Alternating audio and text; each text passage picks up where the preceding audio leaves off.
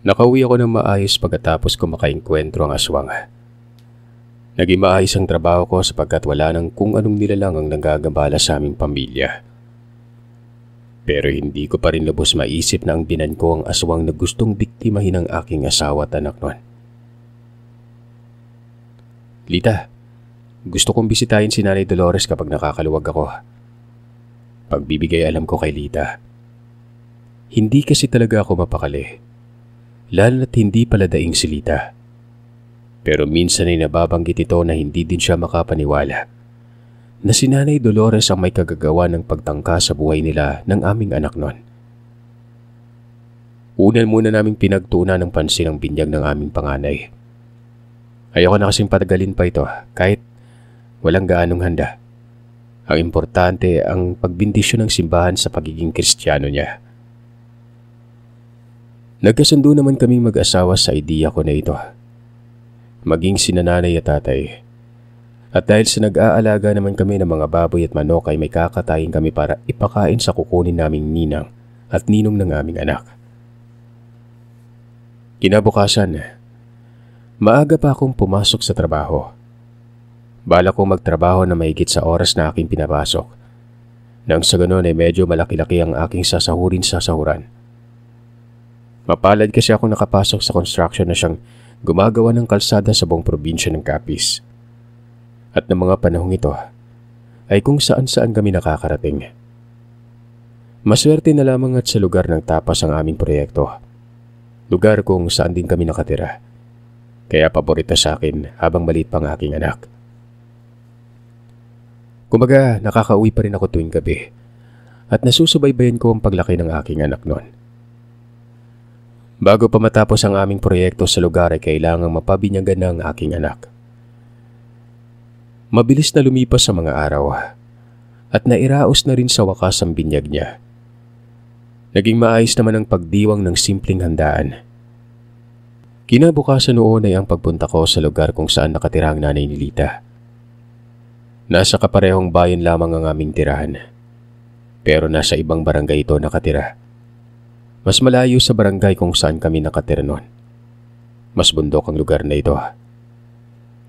Dati naman itong nakatira malapit sa kapatagan pero lumipat ito sa bundok nang muli nitong mag-asawa. Ilang taon nang nakalipas matapos namatay ang tatay ni Lita ay nakapag-asawa ito. Sinabi ko naman kay Lita na uuwi din ako sa mismong araw na yon.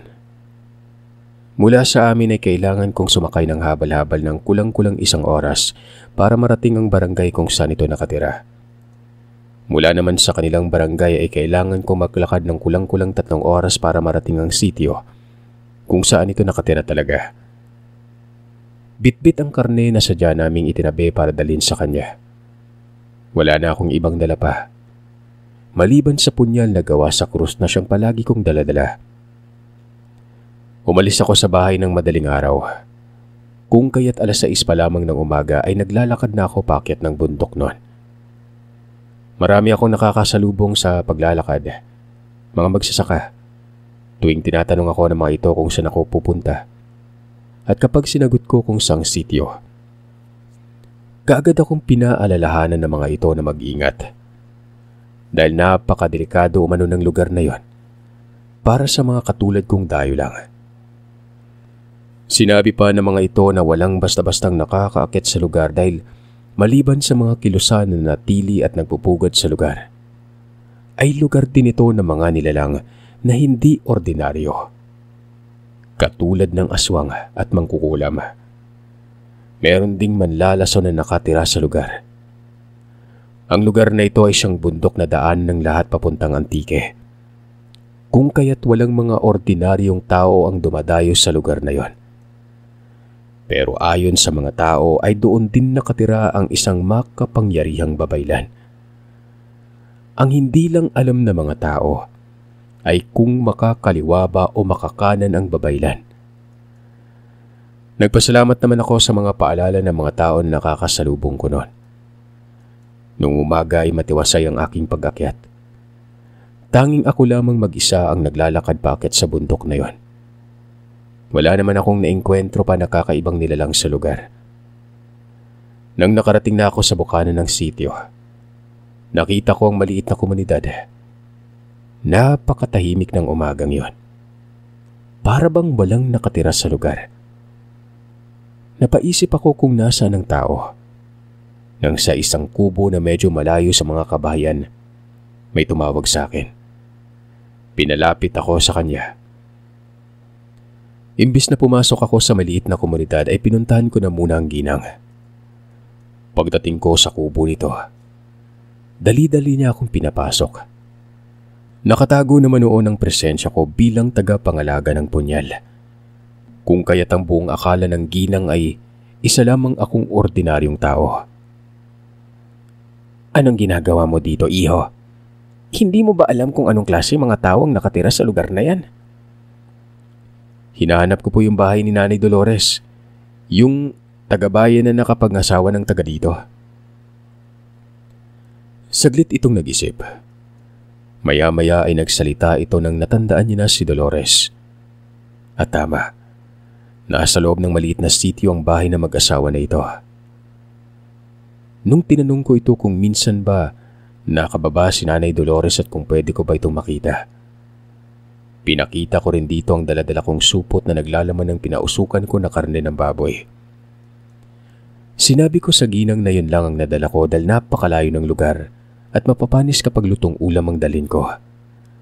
Lalo na't isang araw nang nakalipas nun. Napatango lamang ang ginang sa sinabi ko. Sinabi din ito na hindi ako pwedeng maabutan ng gabi sa lugar. Dahil walang normal na tao ang magtatagal sa lugar na yon. At wala siyang magagawa para iligtas ako kung sakali man. May usapan sila na kung sino man ang dayuhan na lumapit sa lugar ay pag-aari na nila. Kaya hindi na nakikialam ang babaylan sa kung ano man ang ginagawa ng mga tao doon sa sitio. Tumango naman ako sa sinabi niya. Sinamahan ako ng ginang na pumunta sa mga kabayan. Ito na ang tumawag kay Nanay Dolores. At doon pa lamang nagsimulang mabukas ang pintuan ng ilang kubo noon. Hanggang sa lumabas na ang kubo na siyang tinitirahan nito. Nagulat naman ako nang makita si Nanay Dolores na sobrang napakatanda na ng itsura niya. Hindi na ito yung dating Nanay Dolores na bata pa ang muka. Nagulat naman ito na makita ko. Hindi man lamang ako nito kinamusta. Anong ginagawa mo dito, Panso? Hindi ka dapat nandito. Gusto ko lang ibigay ito sa'yo, Nay. Nagpabinyag kasi kami sa apo mo. Biglaan lang kaya hindi ka na namin naimbita pa. Kaya ako na lang yung nagpunta dito ngayon para yatid sa'yo itong karne. Tinanggap naman ito ang supot. At ni hindi man lamang ako nito pinapasok sa kanyang kubo. Pagkatapos niya makuha sa akin ang supot ay sinabi nitong, ingatan mga asawa at anak mo, Panso. Pakisabi na rin kay Lita na maging mabuti siyang asawa sa iyo at mabuting ina sa anak niyo. Sige na, Panso. Umuwi ka na. Hindi ka na pwedeng maabutan ng gabi dito. Walang ano-ano ay merong tumawag sa kanya na nasa isang kubo nun. Sinabi nito na papasukin muna ako sa kubo nito. Siguro ang iniisip ng taong yon, isa akong normal. Hinawakan ako ng ginang na babaylan sa braso na noon ay nagpakilala sa pangalan na Awang. Pero tinapik ko ang braso nito na nagpapahiwatig na ayos lang sa akin ang manatili. Tumingin ito sa akin na may pagtatanong pero nginitian ko na lamang ito. Nakita ko yung pagkamangha niya pero may pag-aalala pa rin sa mukha niya habang nakatingin. Sumama ako kay Nanay Dolores papasok sa kubo niya. Habang pumapasok kami ay rinig na rinig ko ang pag-usal nito ng sabulag. Pero hindi para protektahan ako, kundi para hindi ko makita ang kung ano man ang ginagawa ng mga tao sa sitio. At para hindi ko maamoy ang nakakasulasok na amoy sa paligid nun.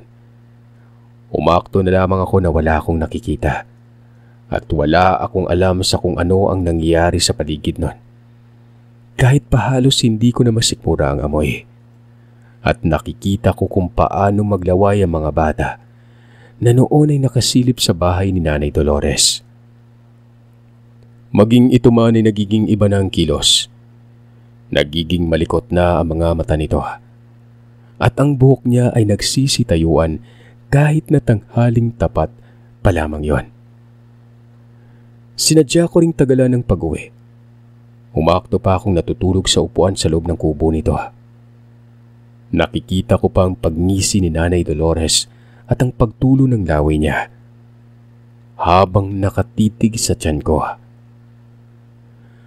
Nang sumapit ng 4:00 ng hapon ay nagpaalam na akong bababa na ako ng bundok. Umisi ito at pumayag na. Sumagot naman ang lalaki sa kabilang kubo na kahit hindi ito nagpapakita ay nagsasalita.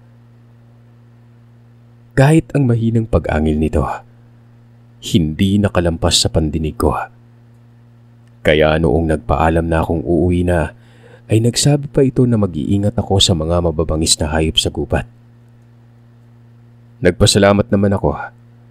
Dali-dali nang umalis doon. Saglit pa akong dumaan sa babaylan para magpaalam na uuwi na. Pinagalitan naman ako nito at tinanong na bakit ngayon pa lamang ako uuwi, na kung sadyang bang pinapahama ko ang sarili ko. Ngumiti na lamang ako at sinabihan ko ito na wag na niya akong alalahanin pa. Umiling-iling na lamang ito at nagsabi na pagpasensyahan ko na kung wala siyang maitutulong sa akin. Sabi ko ayos lang at wala siyang dapat na alalahanin.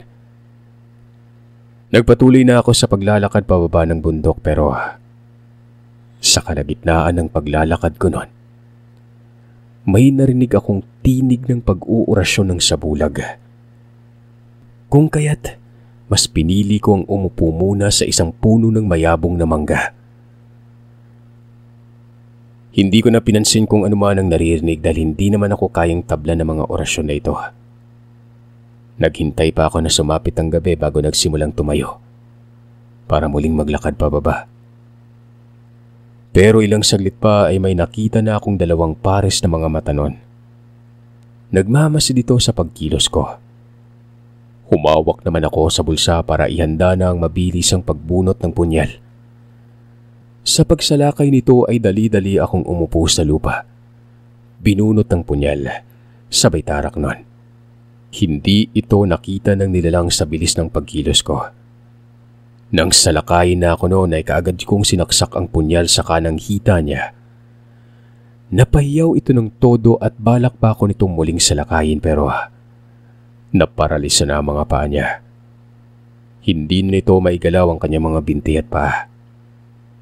Nang matumba ito sa lupa ay sinubukan din itong gumapang pero tuluyan nang naparalisa ang katawan niya. Ilang sandali pa ay umuusok na ang katawan nito at nagsimula nang umabo ang bawat parte ng katawan niya. At dahil sa nangyari ay sinalakay ako ng 2 asong itim. Kaagad akong nag-usal ng orasyon na nabasa ko sa libreta. Mabilis kong nailagan ang pagsalakay ng 2 aso. Dali-dali kong sinugatan ang mga ito sa kanilang katawan. At kagaya ng nangyari sa unang aswang na nakaharap ko, ay naparalisa rin ang katawan ng mga ito. At nang makita ko na hindi na makagalaw ang mga yon, ay nagsimula na akong muling maglakad pababa ng bundok. Nararamdaman ko pa rin ang iba pang aswang na nagmamasid sa paligid. Maging ang babaylan na siyang nanonood sa mga nangyari. Pero hindi na ito lumapit pa. Narinig ko ang pag-angil ng mga yon pero walang ni isa man ang gustong lumapit o kumalaban sa akin. At dahil alam kong hindi na ako pinapansin ng mga ito, nagpatuloy na akong maglakad nang hindi lumilingon. Tuloy pa rin ang pagpakiramdam ko sa paligid. Baka sakaling muling umatake ang mga yon. Pero hindi naman na nangyari kung kaya't nakababa ako sa bundok ng matiwasay. Ating gabi na nang makarating ako sa bahay. Nadatan kong gising pa si Lita at ang aking magulang. Nag-usap at ikinuwento ko sa kanila kung ano ang nangyari sa aking lakad at ang pag-engkwentro ko sa mga nilalang na yon. Napahawak na lamang sa dibdib ang mga ito. Halos hindi makapaniwala. Sinabihan ko naman si Lita na hindi si Nanay Dolores ang sumalakay sa kanya sa bahay namin nang bagong panganak pa lamang ito. Siguro ay isa ito sa mga kauri nito sa sitio na ginaya lamang ang kanyang mukha. Nagtanong ito kung ano na ang nangyari sa kanyang ina. Sinabi ko naman dito kung ano ang nakita ko noon at kung ano ang klase ng mga tao ang naroroon. Ultimong ang babaylan na nasa lugar ay sinabi ko rin sa kanila. Ayon sa nakita ko sa babaylan ay may bagay ito na hindi maiwan sa lugar, kung kaya't pinili na lamang nito ang manatili doon kahit labag sa kanyang kalooban. At yun ang gusto kong alamin sa mga susunod na araw. Gusto kong tulungan ito na makalaya sa kanyang kinasadlakan. Pagkatapos ko makapaglinis ng katawan at makapaghapunan, nagpahinga na kaming mag-anak. Kinabukasan ay pumasok na ako sa trabaho. Dahil tapos na ang binyag ng anak ko ay hindi na ako nagpa-sobra ng oras sa pagtatrabaho. Gusto ko din naman makapaglaan ng oras sa anak ko at asawa. Kapag kasi maaga akong nakauwi ay matagal-tagal kaming makakapaglaro sa labas ng bahay. Pero pagdating ko sa bahay ng hapon na yon, nadatnan ko ang babayla na si Manang Awang sa bakuran ng bahay. Nagulat ako kung bakit naroroon ito at paano niya nalaman ang aking tahanan. Doon ay binalita nito sa akin ang pagkamatay ni Nanay Dolores. Kaya nagulat ako sa ipinagtapat niya. Kaya hindi ako makaalis sa lugar dahil kapatid ko si Dolores. Hindi siya magagalaw at saktan hanggat malakas ako. Pero unti-unting nanghihina ang katawan ko. Palagay ko ay unti-unti akong nilalason. At ang ginagamit nila sa paggawa ng ganung bagay ay si Dolores. Pero yung nangyari kagabi ay nagbukas sa kanyang kaisipan para kumawala sa mga aswang. Pero nahuli siya ng 2 gabunan na lahi, kung kaya't hinarap niya ito para makaalis ako sa lugar at makarating dito. Siya ang nagturo ng lugar na ito sa akin. Kaya dito na ako dumiretso. Mahabang pagsasalaysay ng ginang nun. Dahil sa nalaman ko at nangyari, alam kong susugurin na kami ng mga nilalang. Kaya't kailangan ko ng paghandaan yon. Si Lita ay natroma sa nangyari sa kabila naming bahay, kung kaya't kailangan ko ng paghandaan ang pag-atake ng mga ito. Dahil sa kilala ko na si Manang Awang nun, kagad ko na itong pinapasok ng bahay. Pero bago pa man ito pumasok ay nagsuob muna ito sa apoy ng lampara. Hinilamos nito sa kanyang mukha ng 7 beses nang sa ganoon ay maiwasang malusutan ng mga mapagkunwaring nilalang. At dahil sa trauma ng mga nakaraang pangyayari, ay hindi man lamang ito sinilip ni Lita nung nasa bakuran pa lamang siya. Nung nasa loob, nag-usap na kami. Saka pa lamang ito naglakas loob na lumabas ng silid at kausapin ng ginang.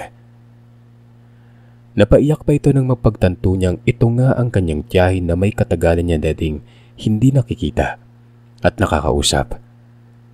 Nang masigurado niyang hindi nagkukunwari ang ginang, inilabas na nito si Leandro na siyang nagpangiti sa ginang habang tumutulo ang luha niya.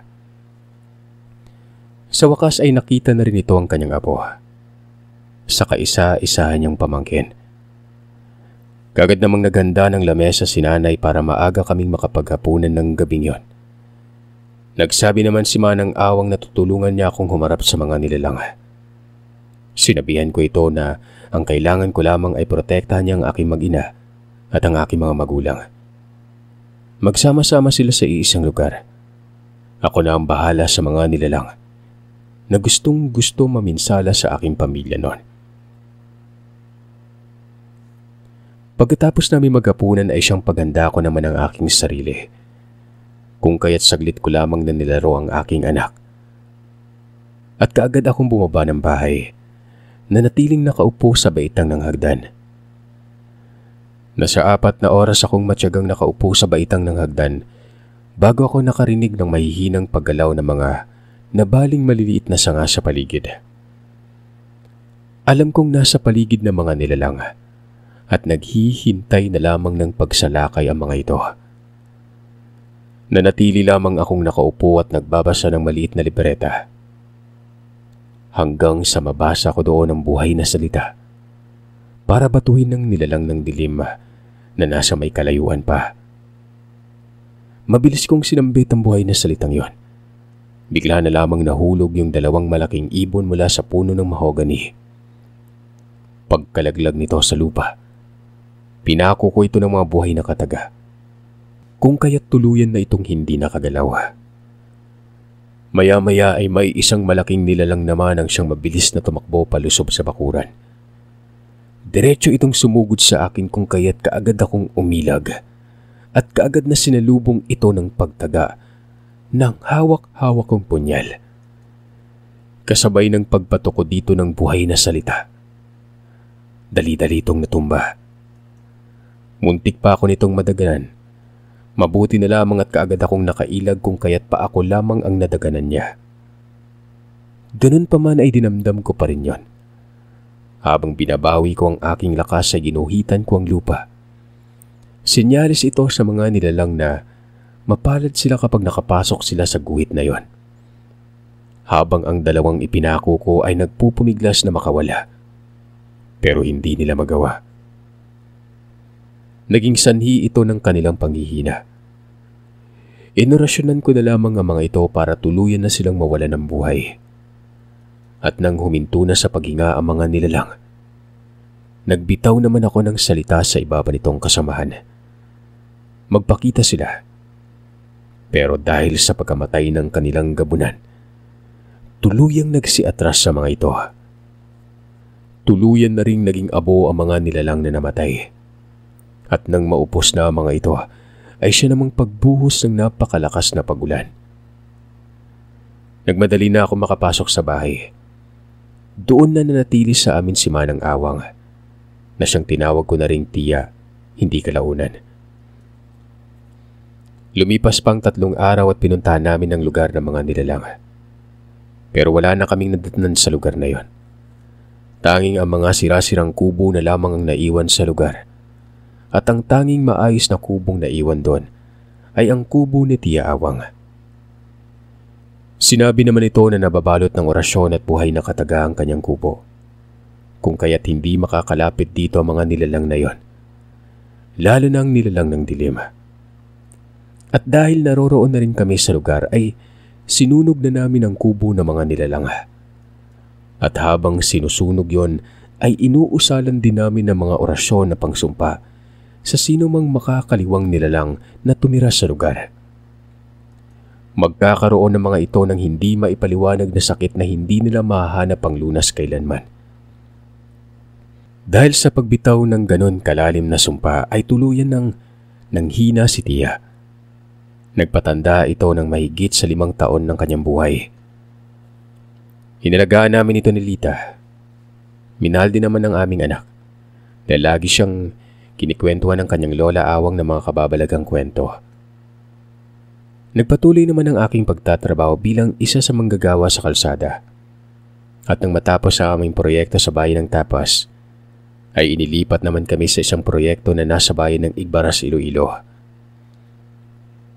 Doon ay nanatili ako sa lugar at lingguhan na lamang kapag umuwi ako.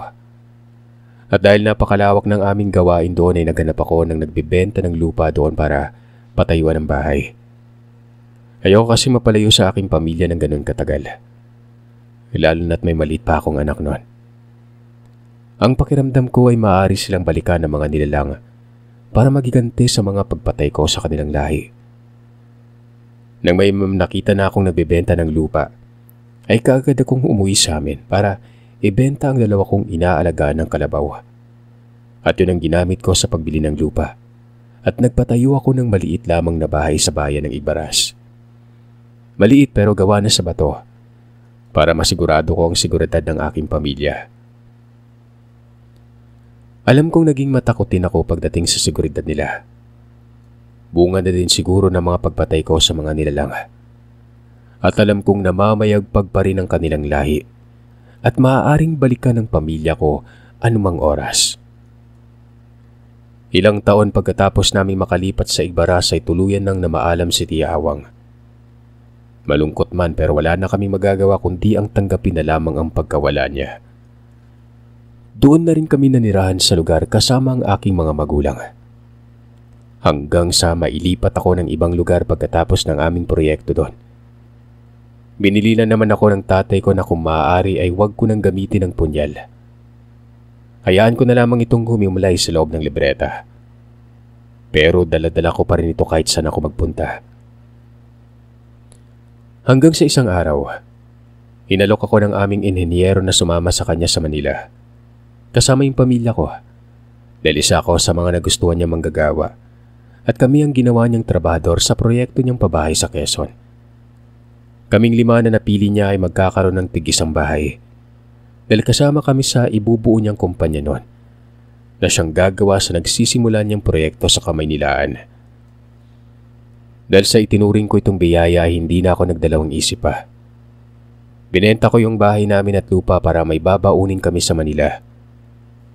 Naging maayos naman ang biyahe namin. Pero ang bag kung saan nakalagay ang libreta na siyang pinaglagyan ko ng punyal, nawala sa barko. Sa pagmamadali ko makababa para masigurado ko ang aming dalang mga gamit, nawala sa isipan ko yung bag na yon. Ginamit ko kasing unan yung bag na yun nung gabi habang natutulog. At yun nga, saka ko na lamang naalala nung nasa Quezon City na kami. Ipinagdarasal ko na lang na sana kung sino man ang nakakuha ng bag ko na ito, ingatan niya ang gamit na naroroon. Sa pagkawala ng gamit ay siyang pagkaramdam ko ng takot. Inisip ko na baka babalikan kami ng mga nilalang, na baka saktan ito ang aking pamilya na wala kaming kalaban-laban. Pero naisip ko naman na kabisado ko pa rin ang mga usal at mga buhay na kataga na natutunan ko sa libretang yon. Kung kaya't mas pinagbutihan ko na lamang ito at hindi tinitigilan ng pagdadasal sa umaga at gabi. Hanggang tumagal na lamang kami sa Maynila ay wala namang masamang nangyari sa aking pamilya. Hanggang sa muling nabuntis ang aking asawa at hanggang sa umabot na ng 3 ang aming anak. Sa awa naman ng Panginoon ay naging maayos naman ang aking pamilya noon. Umabot ng sekundarya ang panganay ko at ang pagkamatay na ng aking nanay. 3 taon na makalipas, sumunod ang aking ama. Marami nang aming napagdaanan sa syudad, pero hindi naman namin naengkwentro ang mga alagad ng dilim noon. Kahit kailan.